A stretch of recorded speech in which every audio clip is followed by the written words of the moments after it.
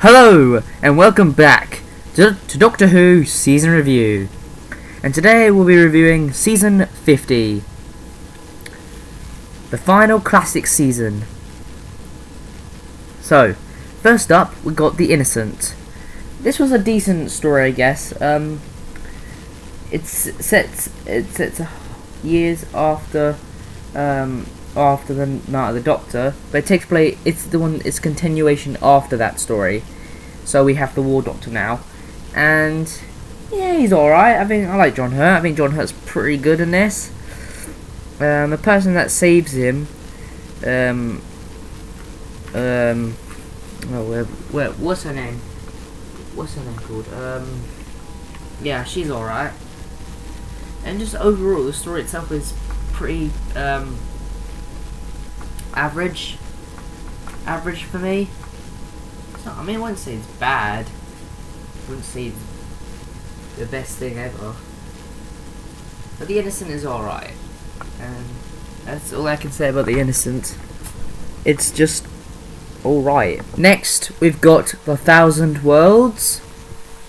Now this one's a pretty decent Doctor Who story as well.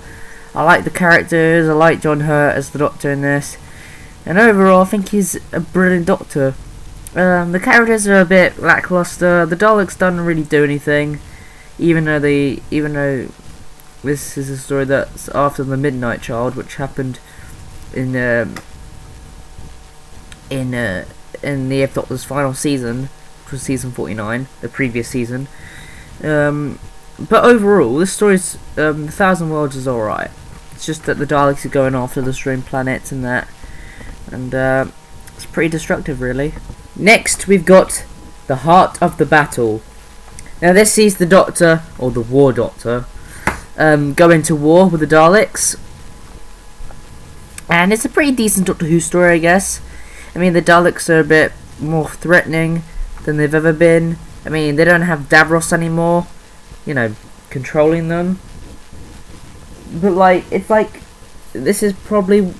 I think the Midnight Child probably stands why Davros was managed to escape the Time War. He escaped.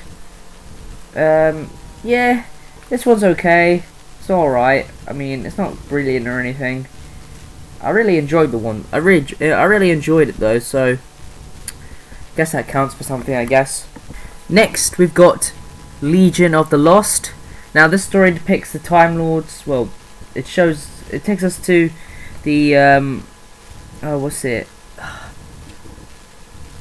the cloisters on Gallifrey, and there are dead Time Lords there, old Time Lords who are dead, and they're roaming, and they're walking about, and basically hovering in the cloisters. So the Doctor and his mates, or whatever, are trying to stop that from happening. And overall, it's an alright story, I guess. Next, we've got A Thing of Guile. It's okay. I like the Dalek in this. The Doctor's fine. But overall, the story just feels flat, and it's just dumb and stupid. And nothing really happens. And in this entire adventure, I was bored out of my mind. So, The Thing of Guile, it's boring. Next, we've got The Neverwhen. It's an alright story, I guess. We got more Daleks than ever. That's something. The Doctor's stuck on his own in this one. So, he doesn't really know what to do. And even after losing Bliss, it's kind of like saying, well, what can the Doctor do? The Doctor just can't run off in the TARDIS, and he never return, can he? So he's got to, fortunately, stay and fight to protect his planet. Well, he thought was his planet. Protect it against, against the Daleks. But even then, the Time Lords are just as bad as the Daleks. Next, we've got the Shadow Vortex. Now, don't get me wrong, I like John Hurt. I think he's brilliant in this story, but the whole plot is just god awful. Nothing happens. There's no point. It's just there because it just needs to fill the gap. And it's alright, but there are problems with this story.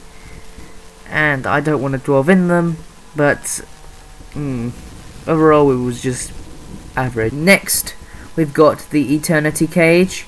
It's alright, this one, I guess.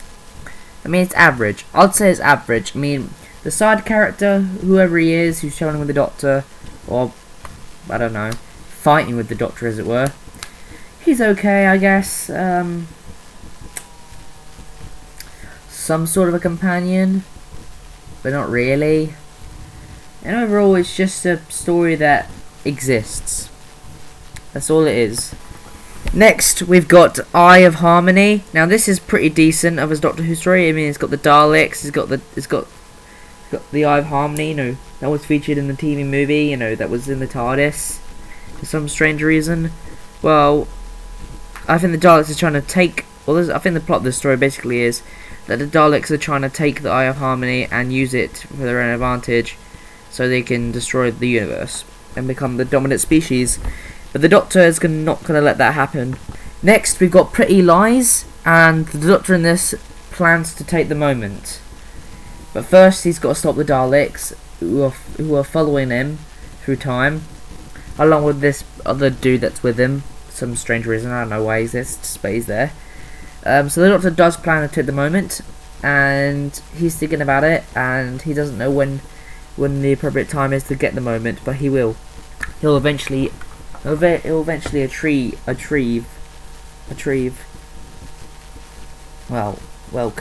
moment. Next, we've got the Lady of Obsidian. Now, this one's okay. I mean, the Doctor in this one plans literally to take the moment now. He's planning. He's got 2 days to do it. He's got 2 days to do it now, and he does plan on doing it now. In 2 days, he's got to collect the moment in 2 days to end the Time War. So, in this story, he does got a plan. He's literally planning it out in 2 days. In 2 days' time, which basically the next two stories. In 2 days' time, he's got to collect the moment and stop the Time War, or end the Time War. That means killing the Daleks and Time Lords alike. So chances, it's a risk is worth taking. But yeah, this one's good. Next, we've got the Omega Dimension. Now, this is a story where the Doctor finally, and well, he's got 2 days to he's got 2 days to stop the Time War and end it. In this story, at the end, he finally retrieves the moment, or collects the moment. He puts it in a sack.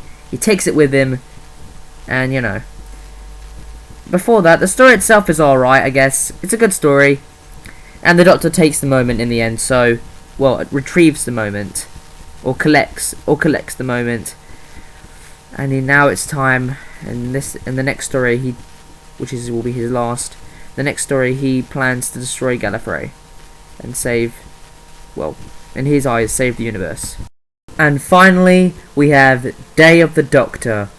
John Hurt's final Doctor Who story, where he finally uses the moment. But in a weird turnout, he saves Gallifrey rather than burns it. But in the end, forgets all of this, and remembers that he destroyed Gallifrey instead of saving it. Which is why it fixes the timeline. Overall, the Day of the Doctor is alright. We'll forget that Matt Smith and David Tennant were in it. John Hurt was brilliant, and the regeneration at the end was pretty nice. Because his body was wearing a bit thin, because he was fighting the war for like 400 years, I think it was, in the Time War. Yeah. So that's like a long time for a man of his age running around, shooting Daleks and shooting things. Overall, this season was pretty decent. So join me next time for Series 1. Don't forget to subscribe to the official Spider-Man Project 2004 YouTube channel.